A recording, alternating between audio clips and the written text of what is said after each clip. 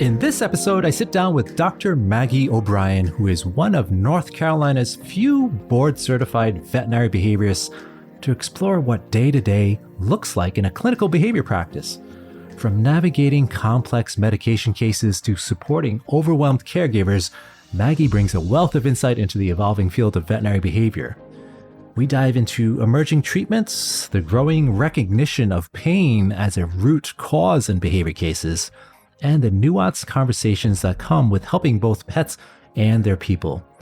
If you've ever wondered what a comprehensive, medically informed approach to behavior looks like, this conversation offers an inside look into the heart of that work. And before we jump into today's episode, a quick heads up. If you're looking to learn more about helping dogs with aggression issues, head on over to aggressivedog.com because we've got something for everyone. For pet pros, there's the Aggression in Dogs Master Course, which is the most comprehensive course available on aggression anywhere in the world, and it's packed with expert insights and CEUs.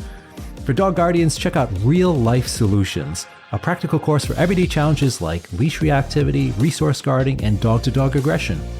And if you want full access to expert webinars, live mentor sessions, and exclusive discounts, the Ultimate Access membership is just $29.95 a month. You'll also find info on the 2025 Aggression in Dogs Conference happening in Charlotte this September. That's all at aggressivedog.com. Check it out after the show. Hey everyone, welcome back to the Bitey End of the Dog. This week, we have a veterinary behaviorist with us, and you know how we love our veterinary behaviorists on this show. Dr. Maggie O'Brian is joining us, and we're going to be diving into a lot of different topics. When I was talking to Maggie before the show, I was like, I have a wish list of questions and topics I want to dive into. And she's like, yeah, sure, no problem. So I'm excited to have Maggie here. Welcome to the show. Yes, thank you so much for having me. So just to give the listeners a little bit about what you do on daily routine, I've given everybody your background in terms of your academic degrees and all the letters after your name, but tell us a little bit more about like a day in the life of your practice and what you're focusing on now. Yes, so I am primarily in the clinical world, meaning I work with patients on a day-to-day basis. So we have a stand-alone practice in Charlotte, North Carolina, where we see dogs and cats for behavioral concerns. So it's myself, and I have a wonderful resident, and we have a wonderful team, including some trainers and support staff and things like that. So on a day-to-day, we just see dogs and cats for their behavior concerns. And then we also have a virtual branch. So we work with a lot of patients all over the country through video calls and things like that. So we're also able to help, again, dogs and cats with behavior concerns all over. Amazing. And the difference here between you and some of my other veterinary behavior guests is that you are just straight on all clinically. You're working with patients. Yes. Because I know a lot of veterinary behaviorists are also doing research. They're teaching at universities, seeing some caseload, but your caseload must be massive because that's what you're focusing on strictly, correct? Yes. So we see, it depends on kind of how many rechecks we see in a day versus new appointments, but typically we'll see anywhere from like 3 new appointments and then 3 rechecks a day, or sometimes the ratio is different from that. But it is just all patients all day, which is very fun. That's why I got into this. I just like working with people and helping individual animals. Yeah, that's interesting because that was a question I was going to ask you. So what made you lean in that direction? So you were like, I just don't want to do any research. I want to stay out of the universities, and I just want to be in there with the patients. Or was there something else? I think some people really thrive and love academia. I was never wildly drawn to the academic world, or academia world, I should say. Very obviously drawn to the academic world. But I just always got into this to help specific dogs and cats and their families. And so that's just what I find most rewarding. So that's what I've honed in on. That's fantastic. And I'm going to pick your brain about so many different aspects of cases. But first, is there anything kind of new and exciting in the veterinary behavior world? We always get lots of really great insights, especially, again, from the academics, but also those in practice, and finding new insights with meds or different protocols. What's top of mind for you? Anything kind of new and exciting that might be coming across the trainers' desks at some point? I think there's always a lot of things that people are thinking about or are coming up more and more commonly. Certainly they've been around forever, but things like being concerned about pain as a component in the cases we see, and kind of what pain options we have for dogs, how much does that play into their behavior or in cats' behavior. There's a lot more, I would say, inventiveness with how we can sedate certain dogs in a veterinary setting if they are very fractious, fearful in that setting. So that's been really fun more recently to work very hands-on with trainers and get plans together to get these dogs seen at a vet clinic that maybe haven't been seen in years. So that's been exciting recently. There's some cool research coming out about caregiver burden, specifically pertaining to behavior cases. So how stressful is it to have a dog with behavior concerns or have a cat with behavior concerns for the owner, for the people working with the owners? So there's always lots of new stuff and exciting things. You're speaking my language, because actually I've kind of seen the same phenomenon in the behavior consulting training side of things with regard to pain, as well as the caregiver side of things. But the many more people, including dog guardians, pet guardians, are becoming aware of pain. I don't know kind of where that really, like, we started to see that shift. I think it's been a little bit of a concerted effort from lots of different organizations, from the veterinary side, the fear-free community, the trainer side, social media, and some trainers pushing things out there, canine arthritis management out in the UK. Like, there's a lot of great resources helping educate the masses. And a lot of people reference like Dr. Danny Mills' study on, the pain and underlying medical issues, the high prevalence of it, right? So yeah, I'm very excited to see that. And on that note, we could talk about some of the pain meds, maybe especially as of late. So Librela being one of them, as being controversial and something we could talk about. But let's dive into that side of things for a second. It's just pain meds, what you would typically recommend, pain trials. Like, there's a lot of new stuff to kind of wrap our heads around. Yeah, and it's such a prevalent problem that we'll see in our patient population, and whether they come in, the owners are very aware that their pet is painful, but more often there's not an awareness that the dog might be in pain or the cat might be in pain, and that contributes to a lot of behavior problems, just not as directly as the cat is limping, the dog is limping. It's more the dog is touch sensitive, or they're having out of character behavior at an age we wouldn't anticipate, or they're having aggressive behavior at a younger age than we would anticipate. So whenever dogs don't quite follow the rules, we want to be specifically concerned about pain. And obviously it should always be on our radar. But as far as treatment options and kind of what we do when we suspect that a dog might be painful, we always try to get them to consult with, or kind of go back to primary care and consider working dogs up to the best of our ability for physical issues, or cats up. I keep leaving our cats out, but trying to work them up physically. A lot of times it's super helpful to, even if we're really suspicious of pain, or if they did initial things that indicate that the pet might be painful, we really try to onboard another specialist, such as a rehab veterinarian or, neuro or ortho, depending on what the problems are, but really trying to have a team approach. And then really nice now that there's so many treatment options for pain, just kind of an ever-expanding pool for us too. Could you talk about the prevalence of any particular issues, pain issues? Are you seeing an increase in anything, arthritis or any other trends when it comes to that, especially in the US with the dogs? And maybe you could talk about breeds in that regard. Yeah, so I don't know if there's an increase in prevalence, but there's certainly an increase in awareness, I would say, of dogs that are painful. So, NC State had a study where I think it was 20 to 25% of dogs under 4 have arthritis. So we're just learning to not focus on, this dog is 10, we should think about arthritis. If a dog is 2, it should be at least on our radar of, is there possibly a medical component such as pain playing a role in this dog's behavior?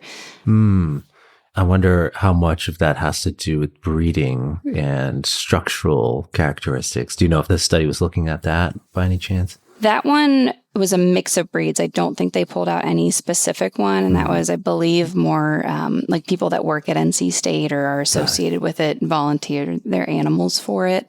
But there's certainly, certain breeds that we're going to be automatically, do you have this, you're a German Shepherd, do you have back pain? You're a golden retriever, do you have hip issues? So we certainly have more breed predispositions towards certain issues that we want to be aware of. But we also don't want to, oh, you're not a golden, so your hips are fine. We don't want to be approaching things that way either.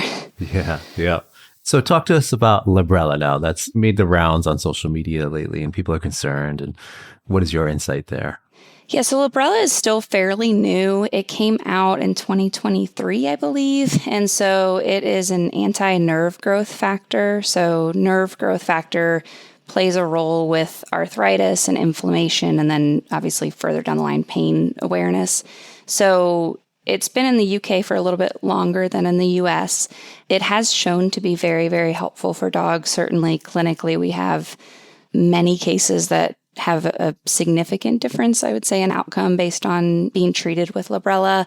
There are side effects that are being reported. So increased drinking, increased urination is now, I believe, officially on the label for it. And then there's some kind of mounting concerns about neurologic issues. It's just very difficult to say at this point if it is a kind of a causative issue. Mm-hmm. Do they get really comfy and active and then they do something to their back that's, because they were so much more comfortable and they were more active than they had been in a really long time? Or is there kind of a more concerning connection there? And it's just so early that it's hard to say. And I think it's tough because the population that's being treated are primarily senior pets. Senior pets are going to have a higher likelihood of developing scarier things. So how much is that associated? So I think it's an exciting addition to our ability to help. Ironically, in the behavior world, it's an injection once a month. So we see these dogs where it's like, man, we'd love to try Librela in you, but realistically, without onboarding a team to help, how do we get monthly injections into this dog in a realistic way? So yeah. How do you navigate conversations with your patients' caregivers in terms of, let's use Librela as an example, or maybe when the benzodiazepine, they read something and they're like, oh no, that's like terrible. And it's especially something like this where the data is getting there, but we don't have anything robust or anything that's definitive. There's concerns about it, right? And so maybe that caregiver is concerned. And they say, well, Dr. O'Brian, I don't know, I heard about this. And that particular med, whether it's for behavior, pain, or anything, is going to be probably the best option for that dog. How do you convince that type of concern? So we try to never talk someone necessarily into a treatment that they are very hesitant to pursue, whether it's an anti-anxiety medication or if it's something that's strictly pain management. So if there's true, like, I'm really scared of this, I don't want to do it, then it's kind of a full stop. We'll explore other options. If it's more just that they have questions about it, then we'll kind of talk more about prevalence. With behavior meds, the incidence of side effects would be typically insanely low. So is your dog going to be this, one out of how many that has a weird side effect? Potentially, but it's just so low that typically the main focus is pros versus cons, and in the majority of the cases, the potential pros are going to vastly outweigh the potential cons, and that's true of any medication that any of us ever take. When they whisper the side effects at the end of the ads, those are really things fast, yes, like 5 times speed. Yes, right. So speaking of the caregiver side, we have caregiver burden. And I imagine so many of your conversations are considering that side of the equation. So we're talking about, a person navigating, do I give my dog this med? And possibly they could be impacted by this particular side effect or this issue or this disinhibition or something I'm reading about or something somebody told me about. And then at the same time, if it's a profound aggression issue with a long-standing history, there's also obviously the ramifications for that. So talk us through some of the things you've learned over the years when it comes to difficult conversations like that with patients, and some tips and tricks that may be helpful for the rest of the listeners in general, but also the trainers and consultants listening in. In terms of them being concerned about meds or just their stress level over behavior problems? It's kind of a broad question. I didn't give you any specifics there, but I'm kind of looking for your insights and the human side of your consulting. what has been some of your biggest takeaways over the years? Like, wow, I used to have this problem with convincing a person to do this, or having that difficult conversation about potential outcomes, or how a med can be important. So it's a general sort of broad question about like any insights you might have that you've learned when it comes to talking to the humans.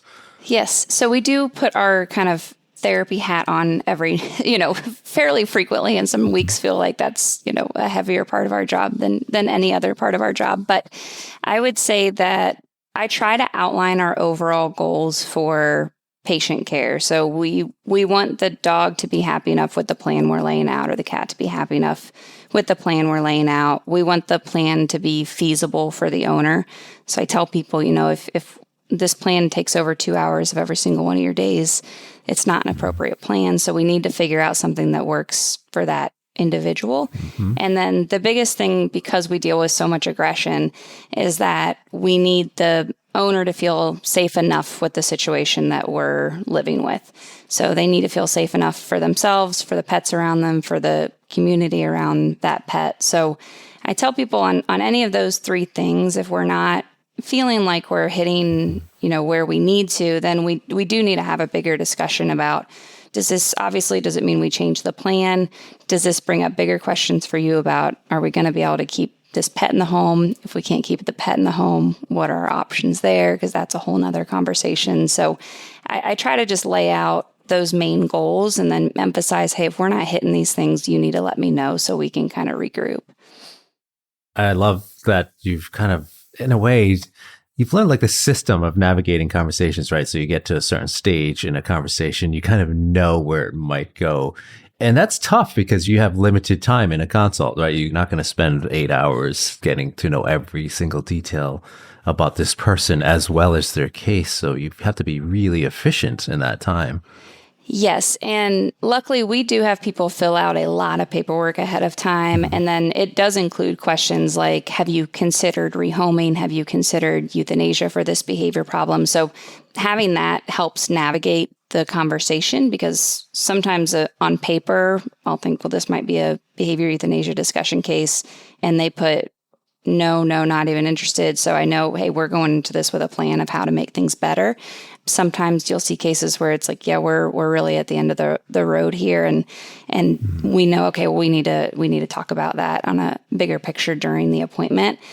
I think the trickiest appointments are the ones where we see a case that feels more potentially dangerous or more serious than the owner is really aware, particularly like in a young dog with, if you see a 9-month-old that's starting to growl at everybody, or if we're starting to see things where it's like, this is going to be a really challenging case. These are people that are going to have a young kid in the next couple of years. Those conversations are a little more challenging because you just know you're going to bum them out's not the right word, but it is. Yeah, you're going to kind of, give them news that they maybe aren't anticipating about how difficult things can be with some of those guys.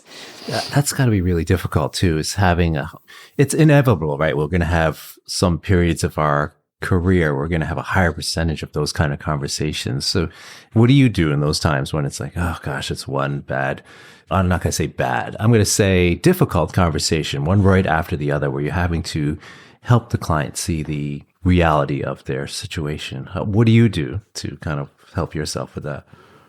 I generally don't mind. I mean, I obviously don't enjoy making people feel, kind of bringing up issues that they may not have been aware of, but I enjoy the aspect of, being able to be empathetic and say, hey, I know this is not what you anticipated when you acquired this dog. This was going to be your brewery dog. You were going to go on group hikes, and we need to adjust what our goals are overall with this pet. So I think I enjoy helping people in that regard, even though they're tougher conversations. So I don't necessarily feel like I carry them home or things like that, because I do genuinely enjoy helping people with those conversations. That might just be my own weird, unique thing, but so yeah.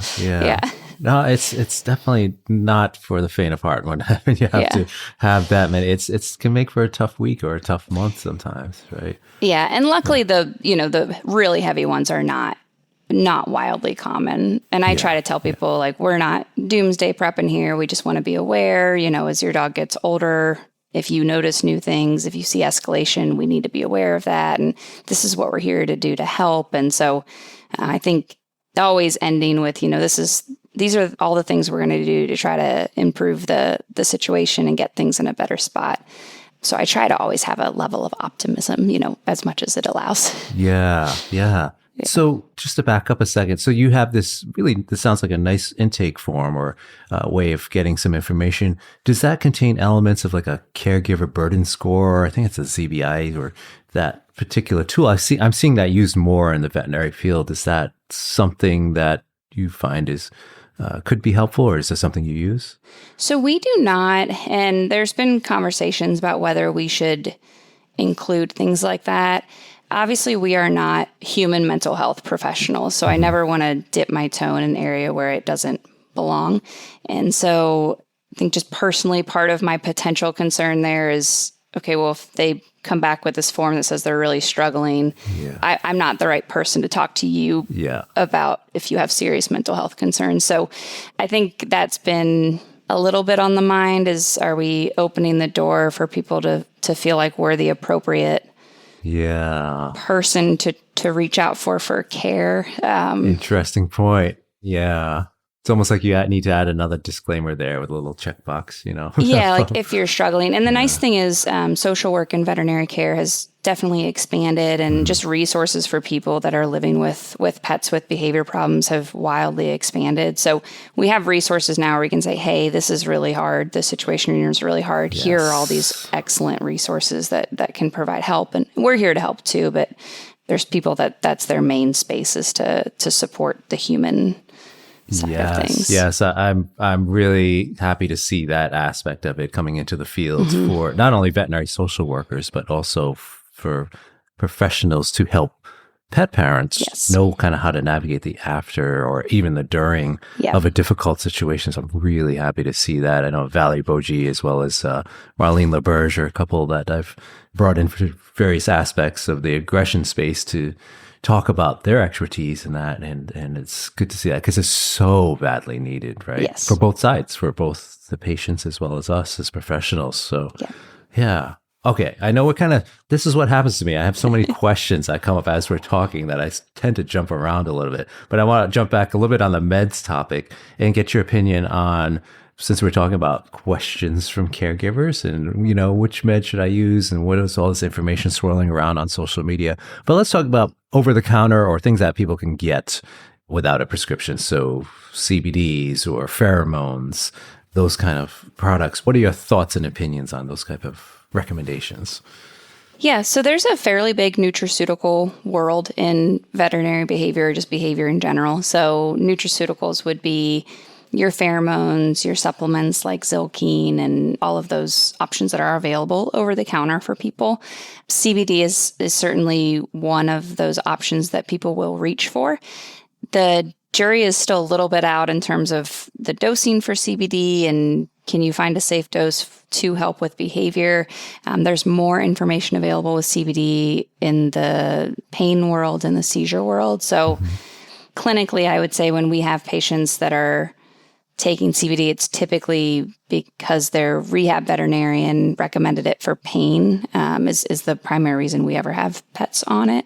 I do think I have a slightly unfair view of the nutraceutical world because usually by the time that we see cases, it's like, I've tried that, we've done that. So they've usually failed a lot of those things that are likely very, could be very useful in a certain population. It just don't find it as applicable to the majority of the population that we see.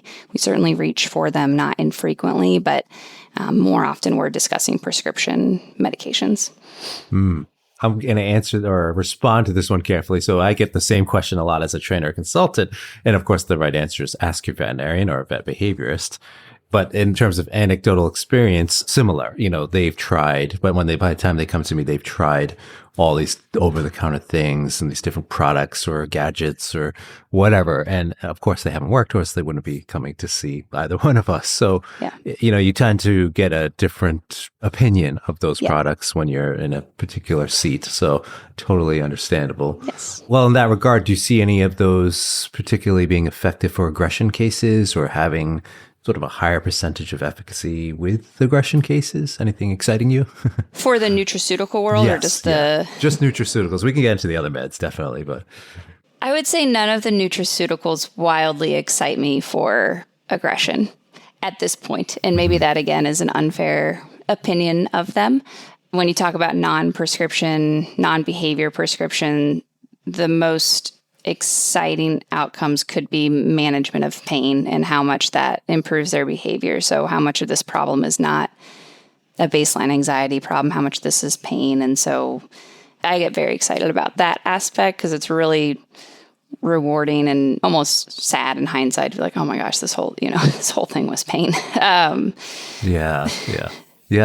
And some odd cases too. Yes. Sometimes you get like that placebo effect where they plug something in, or it's like a spray type of product, the olfactory factor involved, and the client actually, for whatever reason, they think it's working, so they tend to calm themselves. So with the dog, the precursor cues that a person would give with their own anxiety or their concerns or tension start to dissipate, which then the dog's like, well, okay, things are good now.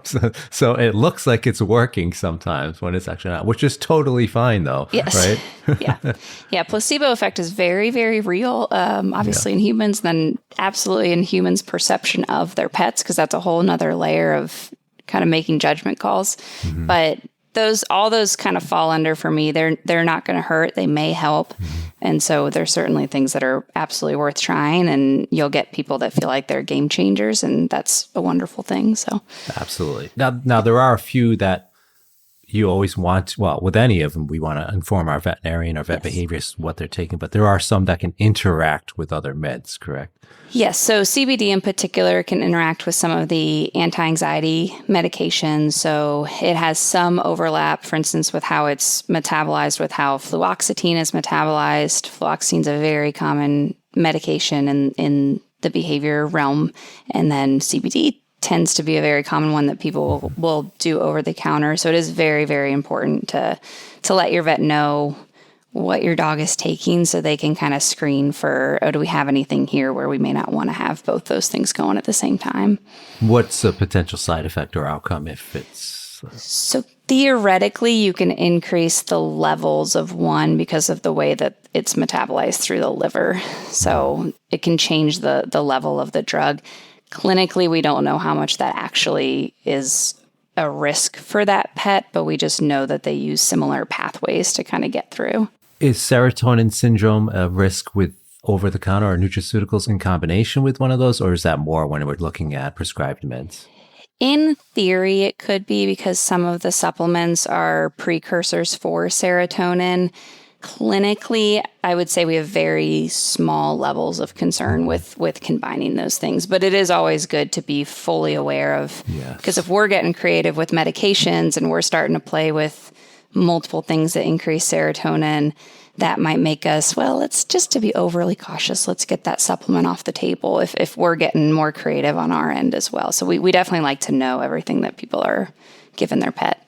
Yes. So on the topic of meds, since we're there, let's talk about prescribed meds and what Maggie likes to use or what's common, and it's a question I ask every veterinary behaviorist that comes on the show because I'm always curious what's the latest, but the standard answer, there is no latest. Like, we have what we're using and there's been tweaks, but one of the things that the trainers will say, well, like, what about trazodone and gabapentin? It's like they're being used so often in the cases they see, usually in the combination with fluoxetine or one of the TCAs. But so give us your overall pitch on meds first, and then we can get into the individual ones maybe a little bit more. Yeah, so elevator pitch on meds is broadly for behavior. There's two big categories. You've got your fast-acting, as-needed medications. So classically, those get used prior to stressful events. So we tell people, just like some people don't like to public speak, or some people, are very terrified of getting on an airplane, there's medications that you can give dogs in anticipation of something that is going to stress them out. Those drugs tend to have big, wide dose ranges. The lower the dose, usually the less side effects, but also the less efficacy potentially. And then the higher the dose, the potential more side effects, but also potentially they're more helpful. So if you have a once in a blue moon stressor and the dog is totally zonked out on those as needed meds. If it's rare and it gets us through it, then we'll deal with the sedation side of things. Those medications would include things like trazodone and gabapentin and clonidine and kind of all the benzos, all of those categories.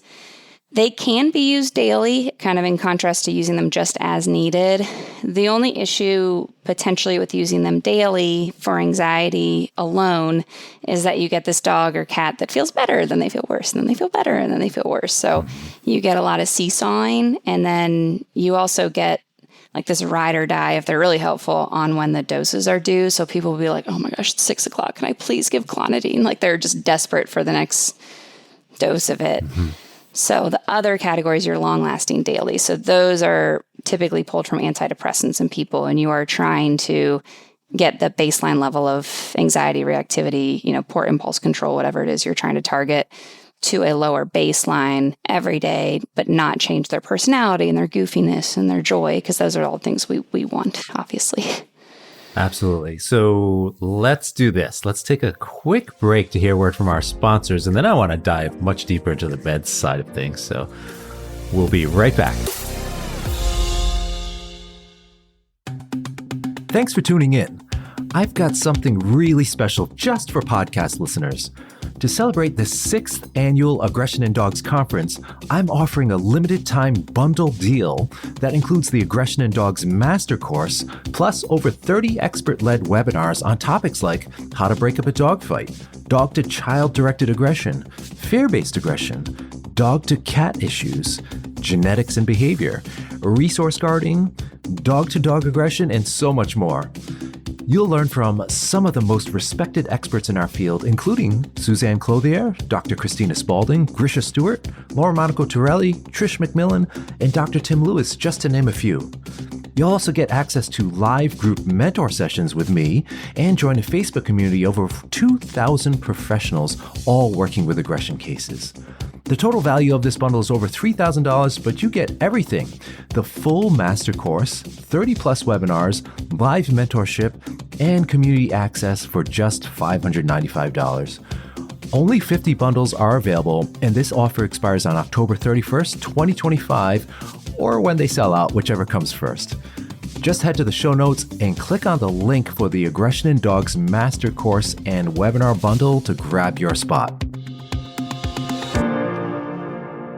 All right, we've been talking with Dr. Maggie O'Brian, and we've been talking about a lot of different things, but I'm going to do the deep dive into meds now and talk about types of aggression cases and which meds would potentially be the most appropriate. Now, of course, each case is unique, each case is individual, but so I'm asking you to kind of speak generally, which I know is not the easiest thing when it comes to meds, but with your classic fear-based aggression, you have dogs that are just fearful of particular stimuli. They go out in the world and they're having a tough time. So you could do the situational meds where it's just like, you're going to hike today and we got to get you out, but we also want to take the edge off. So that might be a situational med.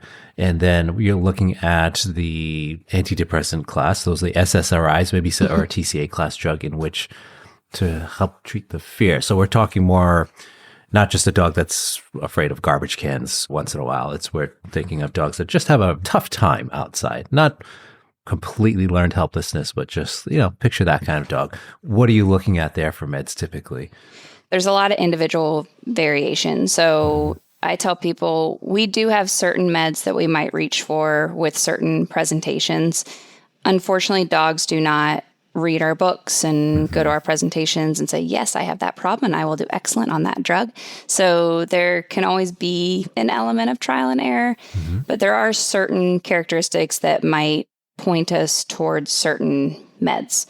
And this can vary too amongst veterinary behaviorists in terms of what your first choices are for things.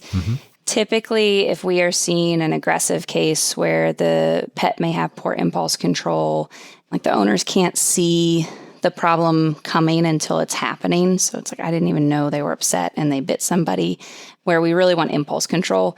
Fluoxetine still tends to be my first choice for that when you're strictly trying to treat an impulsive or aggressive dog or cat, potentially. There are other things like if a pet has We call them like Eeyore dogs. So if they're just like, I just don't know if today's going to be any good, right? And the lamp moved 4 inches to the right, so the living room's probably off for the day. And, just if they're more fearful and withdrawn, I typically lean towards something like sertraline or Zoloft, which has slightly more effect on dopamine. And dopamine can be involved with motivation and reward. So sometimes that'll bring them out of their shell more. If we have a dog that has complete ants in their pants, like I'm in the room for 90 minutes and I'm just exhausted having watched this dog be active. Like they're on the table and then they're over there and what's in the window and I heard a small sound over there.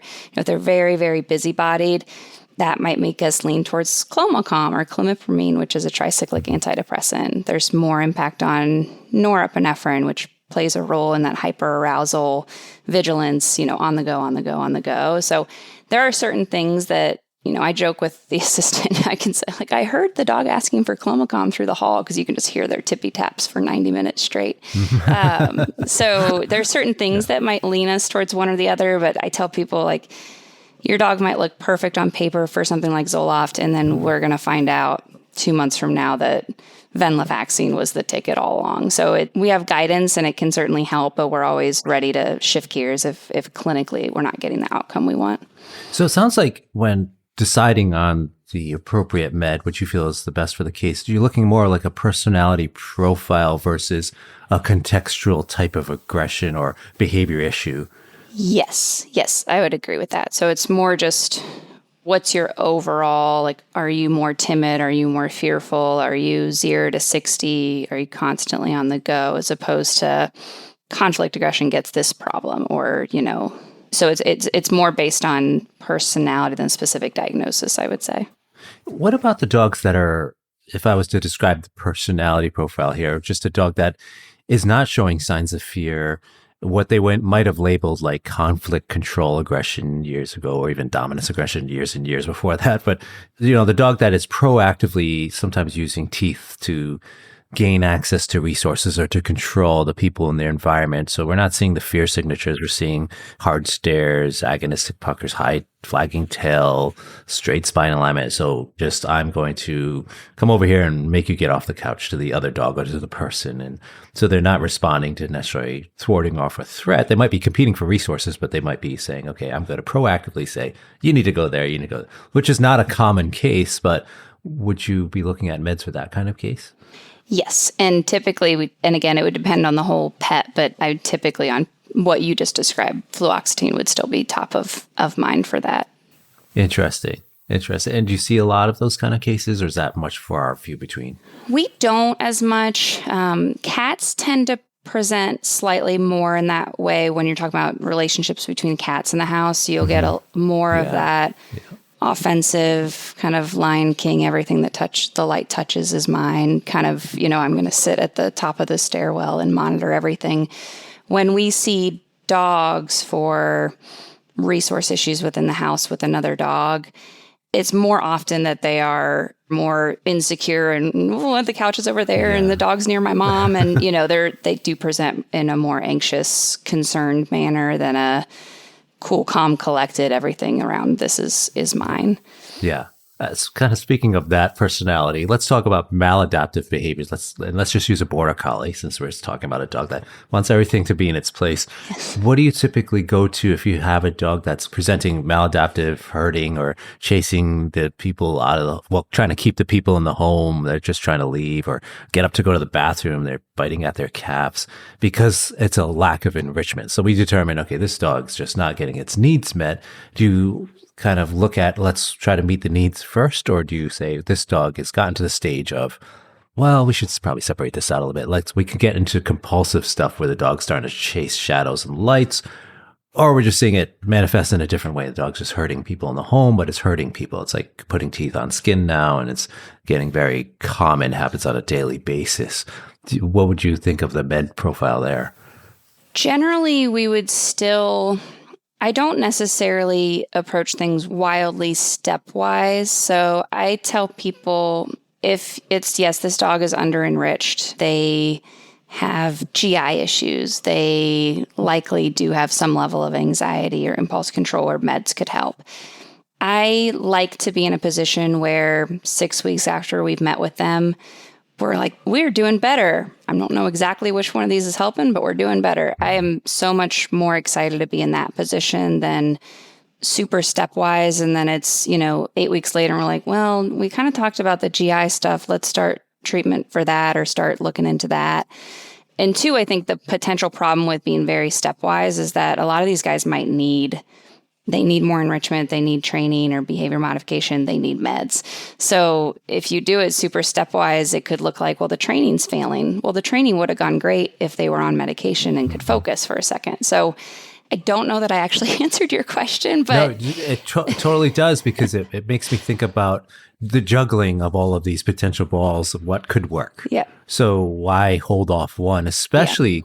And we could talk about the dynamic of how some people feel it takes forever to get a veterinary behavior appointment and all those dynamics, like in the interest of time. So that's one additional layer of these cases is the client time, their commitment level, their patience level, and something we have to consider. And we say, okay, yeah, we could just do no meds for 8 weeks, but then what? Now we've just spent 8 weeks. Now we have another 6 weeks for the med to take hold. So you bring up a lot of really salient points for this conversation. It's not just that. Let's just try one thing at a time. So it's incremental, right? Yeah. And like you said, the client compliance and just how, we have this beautiful plan in mind. Well, it doesn't mean anything if the client can't realistically implement it. So that is definitely a really big factor we have to consider and try to encourage honesty from the owner of, is this... You got to let me know if this isn't doable to implement like this enrichment schedule or training schedule. And yeah. Yeah. And it's a perfect segue into the next sort of thought or question I have for you is I was talking to Dr. Nick Dodman and Vivian Zatola on another episode the other day, and we'd gotten into the topic of partial seizures and dogs that are the classic, I'm just sitting there, I'm going to attack you, or the blanket next to me, or I'm going to staring off, my pupils get dilated and I just start biting whatever's nearby. So not full-blown seizures, but partial seizures that one of the things that can happen is aggression. So high levels of aggression sometimes. So in that regard, of course, you might be working with a veterinary neurologist, and those are the cases where we're saying, okay, we've got a lot of balls we're juggling here, right? So can you talk us through a little bit in another day in the life of Dr. O'Brian working with other professionals? So let's say you see a patient like that, you can be like, okay, we need to refer to this person. And so how does that done? And is that easy for you, or is it hard to get the clients to commit to that? So it runs the gambit. There's definitely a lot of cases that we see that are not purely behavioral, where we do feel like there's something else, again, pain being the most likely case there, but pain, neurologic issues, gastrointestinal issues, allergies, where it just feels like, okay, this medical issue is not being fully met. We either need to talk with primary care about addressing this, or if it feels like it needs a specialist, then kind of onboarding the specialist that would be indicated in that case. Because if dogs don't feel good, it absolutely affects the way they perceive the world. It affects their behavior. So it can be really challenging to make improvements in a dog that does not physically feel well. So it's emphasizing the importance of that. And I think trying to appeal to the owner's empathy side of we just want your dog or cat to feel better. And it can be really challenging because a lot of this is expensive if they don't have pet insurance. They came to see us and I'm telling them they got to see another specialist too. And so it is difficult. And luckily primary care veterinarians are phenomenal and wear 10,000 different hats. So if they can't see a specialist, we'll talk to your primary care about what they can do to help. And so it's just kind of onboarding to the level that the owner is able. And then obviously trainers and things are hugely important and part of what we always try to onboard and involve as part of the team. And that's just another conversation about emphasizing how important that is and trying to relay that. Yeah. And that's just like the human medical field, how often there is a lot of questions and confusion, who to talk to, what's going to get covered. So in regards to your practice now, I've chatted with a lot of different veterinary behaviors, and the system or the flow of how a patient moves through that process can be different depending on whether it's through university or through private practice or through just somebody in a satellite office. So for you, the patient, we've already learned, fills out this lovely intake form. You get to learn about them and learn about their wishes. And it sounds like we were chatting before the show, you only have about a 2-week wait lists, which is fantastic in the veterinary behavior world. And it's a misconception I like to clear up on the show too, because sometimes the general theme is like, oh, it's going to take 6 months on average for any veterinary behaviors. And that's not true. Some, yes, but there's plenty of availability depending on which practice you reach out to, and yours being one of them. So they fill out this form, they wait the 2 weeks, they get in to see you. You meet with them. So what is the next step in the process? Maybe we can use that partial seizure disorder dog as an example. Like you see the dog, you hear the history. What's next for them? So in that case, it would obviously be trying to get them to go see a neurologist. Those cases, at least in my experience, those are pretty rare presentations. And we'll get more often people saying, like, I think this dog is having seizures or, REM sleep disorders and things. And then because there's no identifiable trigger. And then you ask, okay, when do you see growl? And it's like, it's when I pet him when he's sleeping or when I pull him off the furniture. And you're like, well, those are identifiable triggers. So, but if that case were to present, it would be, yes, trying to onboard neurology, potentially if, like, let's say they're not willing to see neurology, do you speak with their primary care? Or do we start doing anticonvulsant trials and things like that? We always encourage a lot of follow-up. So I try to get people to email me at least once a week with how things are going for our follow-up window until we see them for a recheck appointment.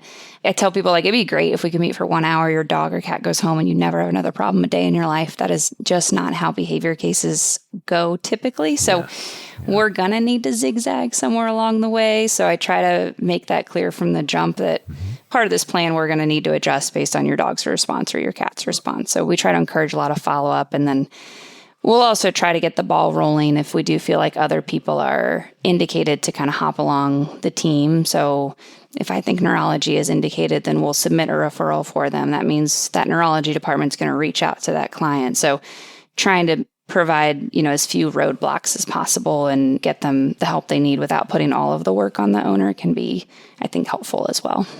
And the outside professionals that you refer to, do you have like a local practice or a veterinary hospital nearby or attached to? So I'm not attached. We're a standalone behavior building, but we definitely have a relationship with, the ortho people in the area and the internists and the optho people. So it's a small enough community where you kind of know, and we've got the neurologists that will let us send them videos of gaits and the rehab people who will give me opinions on whether things should be referred and to what department. And so having that community is really very helpful. With the virtual world, it's a little more of kind of just researching, okay, this is their zip code. Let's see who's in the area that would be best for them, or talking to their primary care about, hey, who's your go-to ortho person? Because I'd like this patient to go see that person. So yes. And it's something earlier you said too, really just shows the insight you have onto the human side of consulting, which is making sure you tell the patients, we're going to be doing some zigzagging possibly here, and just so you're prepared for that. I find that that's what experienced consultants learn to say, like they start to answer questions before they're asked, yes. right? Yes. So they sense what the questions might be coming, and they kind of help the clients understand. I think it's so important, especially in aggression cases, that the clients are made aware that, hey, we're going to try our best, but we're probably going to have to change course maybe a few times, because it's rare for those cases to go perfectly and everything we try the first time is going to go well. So in that regard, for trainers and consultants that might have the same conversations, you have a couple of trainers on staff that you have to help with the cases. Do you also have a network of trainers you refer to in the area? Yes. So we have all the people that we really like. And I do tell people, like, we have a list, and I say, I'm sure there's excellent trainers who, for whatever reason, I'm just not aware of and aren't on the list. If they're not on this list and you're really interested in working with them, please let me know who they are so we can do a little bit of vetting. Yeah. But if people come in already working with a professional that we like and uses the methodology is the primary thing we're obviously concerned about, then that's really helpful, because it's, they come in with a BMOD plan, they come in with environmental adjustments. And so it makes our lives significantly easier because they have that really good background. So then it's, we talk to the pet parent and then send all the info typically to them. And then the trainer behavior consultant just gets CC'd on all of our communication. So it's usually like a, hey, Team Fluffy email that goes on between everybody so everyone can kind of be on the same page. And then regionally, we definitely have since our trainers don't obviously travel hours to get to people, we see a ton of people from the Triangle area. So I have trainers I really, really love in the Triangle area in North Carolina. So it's nice to get to know specific people and be able to vouch and be like, oh, I know this person's incredible. Go work with them. And What's the furthest somebody's come to see you?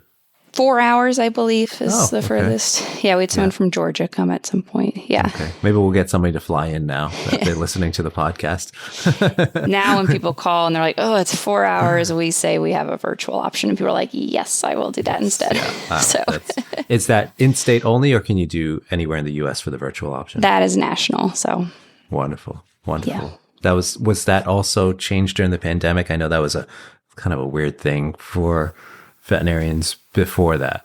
So more research came out about virtual behavior consulting, I believe, secondary to the pandemic.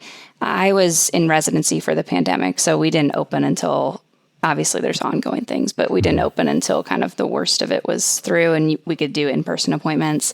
Our side of the virtual stuff really just came from being aware that there's large portions of the U.S. that do not have a veterinary behaviorist. And so just trying to increase access to care for those people. Yeah. When I heard about virtual consults with VBs, I was like, the best thing ever just happened. So needed. Yes. And I'm so happy that that happened. It's such a great resource for people that don't have that access in their area. So just to back up a little bit on the trainer consultant role. So you have your trainers and staff, you have trainers that you work with. So the role of the trainer and the vet behaviorist, do you typically write the plans and then the trainer helps to implement them? Or is it sort of you see what the trainer consultant's doing and you say, this is good, or do you give advice, or what's the strategy there? If they don't come in with somebody, then we'll kind of lay out, these are the main goals. And I would say as a veterinary behaviorist, I'm typically going to lean more on like, these are the environmental changes, this is management. So I don't get into details necessarily of like, these are the nuts and bolts of how you teach a dog to go to a place if they're on the couch and they don't want to move. I do throw a Cheerio on the ground to get your dog to move. And that's kind of, those are more the management tools because we're really trying to like put out the fire in certain situations and just quickly get to a better relationship. But then I say, hey, there's a lot of great ways we can navigate. Yes, your dog can get an excellent recall. Your dog can run to a spot on cue. We can teach pattern games and all this stuff that we can do with your pet, but it is going to go much better if you are under the guidance of a wonderful trainer that's in person and helping you in real time. And so then it is sending them like, hey, these are our main goals, but because they see a unique side, right? They go to the house, they absolutely zigzag based on what they're seeing. And so it's not like you must follow this guidance. Yeah, I think those roles are confusing sometimes for some guardians. They're not sure, oh, wait, is it the vet behaviorist going to be coming to my home to teach my dog to sit in the kitchen? Or is it a trainer? And it can get a little muddy sometimes. I think even trainers have some not knowing which path to go. And I've heard this comment like, I'm afraid to talk to them. Like, just reach out to them. They all talk, right? They just, then, and it's like this sometimes strange, like, I don't know, like there's a wall up between the veterinary behavior community and the training community, but it shouldn't be like that, right? It's we're all working together to help the dogs and cats in our care. And so do you have any insights there as far as, you kind of laid out what you do, but do you think, what can we do as a community to help each other, like connect more?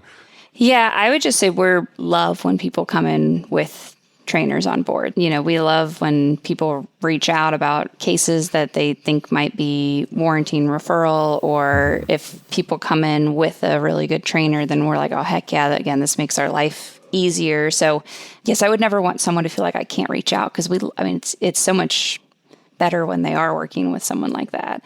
And it's very uncommon to get referred by someone that we would then look and say, oh, we got to change a lot about what we're doing with this pet from a training perspective. Those styles of training and things we don't get a lot of referrals from, shot collar camp trainers. It's just, that's not the style that ends up on our door typically.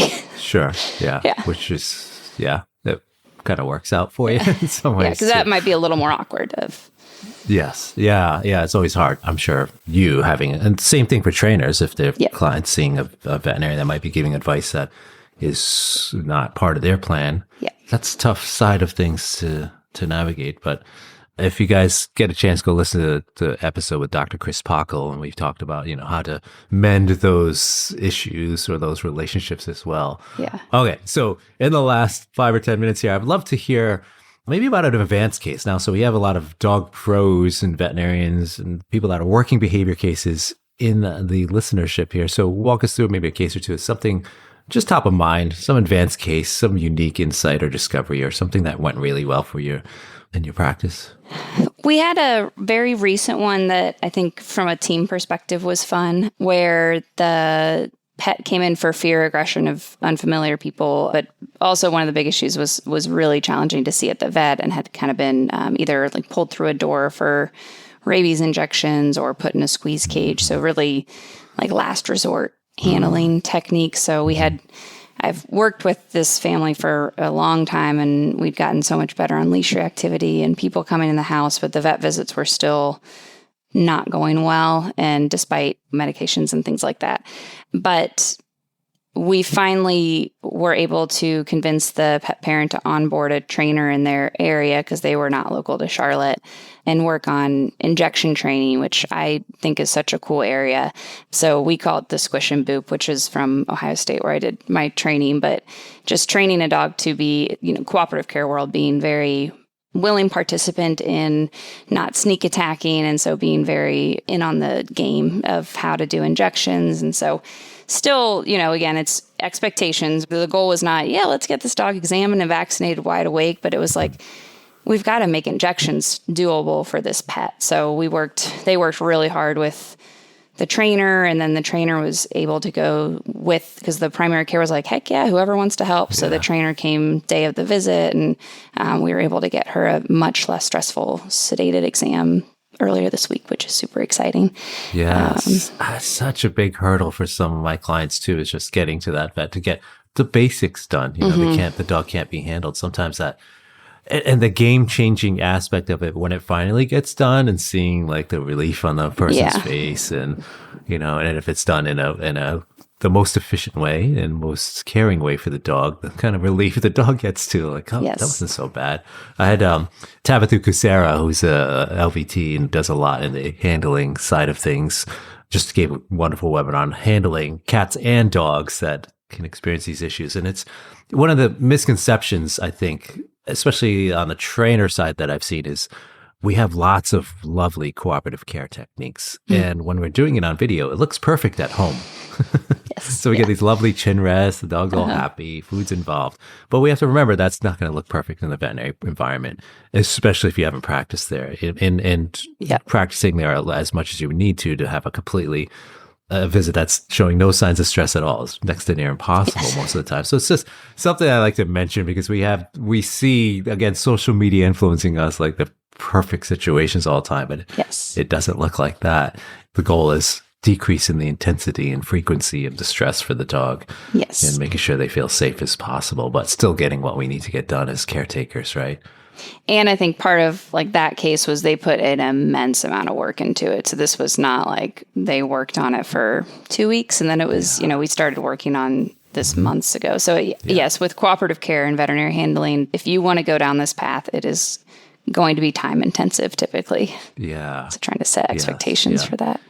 Can you tell us about another case where maybe you've had a high degree of aggression, either high bite level, multiple bite injuries, something unpredictable, sort of a difficult aggression case where you've seen success? And what did you do to make that happen? So we see just so many aggressive cases. I'm trying to pick one that could be most relevant. Something that surprised you, maybe, that like I wasn't expecting that to happen, because this dog is like really, you didn't think it was a good prognosis, but it turned out maybe. I would say one of the more surprising ones, and I hate to keep bringing things back to physical issues, but one of the, I would say, quick fix surprising cases that I've had in recent memory, I saw a golden retriever that was about 2, no obvious gait abnormalities, but I saw her for resource guarding, but kind of abnormal resource guarding. These people weren't trying to take rawhides from the dog. They were trying to pick up pieces of fluff from across a room, but would traverse a room, bite the owner, very severe aggression for triggers that we would consider benign. So that dog came in, but when she was in the appointment, she was just very dull, and she was a golden retriever. She's just a very dull dog. She just she didn't wag her tail. She just laid in the corner. She wasn't frenetic. She was just very dull. And her gait looked okay, but we had them do videos of going up and down a flight of stairs and, walking up and down a hallway at home where she's in her normal environment, getting up from laying down. And then you could see in that she had intermittent bunny hopping. You could just see she had more of a hard time than she should have. And again, I'm aware there's different feelings about Librela, but we recommended, let's try Librela for a couple months. We, at the same time, did fluoxetine and did a lot of management things for the resource guarding, and she had other aggression things towards the owners. And then long story short, she is strictly on Librela. She is not on any anti-anxiety medications. They sent me a video of her they said, we didn't know she had a personality. Huh. They're not usually that easy of fixes where it's pain only, but that was I was like, oh my gosh, that poor dog, But it was its whole problem was just, it was so painful. And Librela ended up being the ticket for that dog, which was really cool. It's kind of bittersweet in a way when the pain meds kick in and then you see such profound changes, but at the same time, you're like, the poor dog was suffering from that for so long. And then just trying to express to the world, hey, I don't feel well here. And finally, something's done. That's definitely seen a fair share of cases. And the interesting thing too, I don't know if you had a case like this, is sometimes the context in which the pain events have happened that have been exacerbated by something. So I've had a case shared with me. There's dog had spine issues in the neck area, and was the previous trainer had tried to address resource guarding of the food ball using an e-collar, and it was around the food ball. So guess where the dog started attacking the people? And it wasn't the classic guarding case of I approach your food ball. It's you're approaching with a food ball. So, which doesn't make a lot of sense to people. Like, wait a minute, I have the resource. I'm bringing you something good, and then you're attacking me. And it's hard sometimes for people to put their mind around it as well. It sounds like resource guarding. It seems like it's the food, but it's really not. It's the context of I could be in pain when you bring that food ball out. Yep. And then once the pain is resolved, the behavior completely changes and dissipates. So it's actually not a resource guarding thing in the general sense. It might start out, but the major exacerbating factor was pain.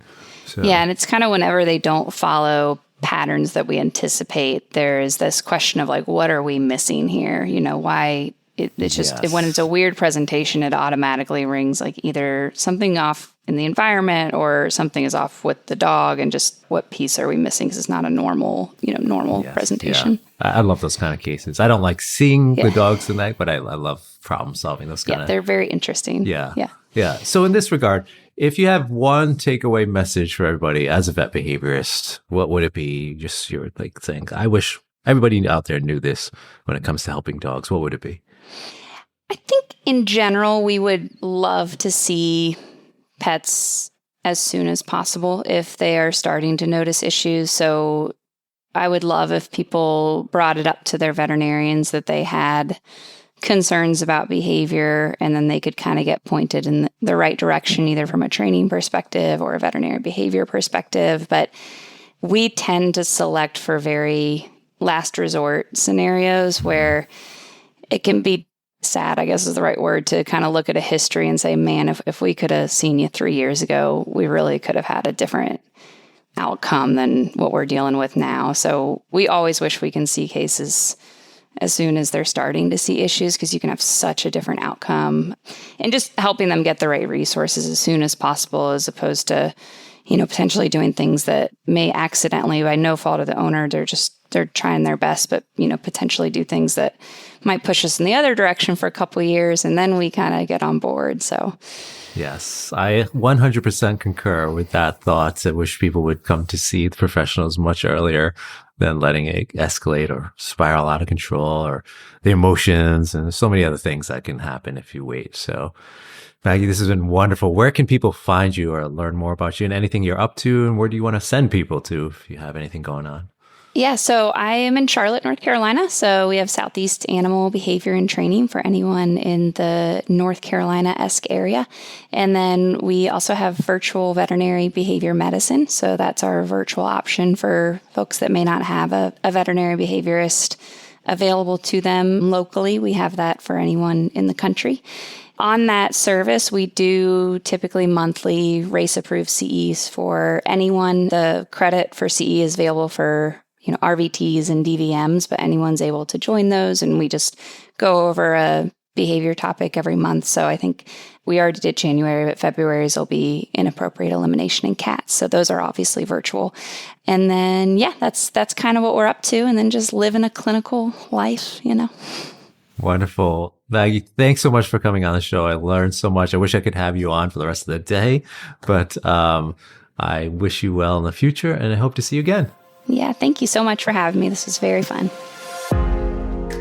What an absolute pleasure it was chatting with Maggie and hearing how she's helping dogs and their people navigate even the most complex behavior cases with empathy, science, and a truly collaborative spirit. Her insights into medication, pain, and the emotional toll on caregivers offer a valuable perspective for anyone working in this field. And if you're ready to go deeper into understanding and helping dogs with aggression, visit aggressivedog.com.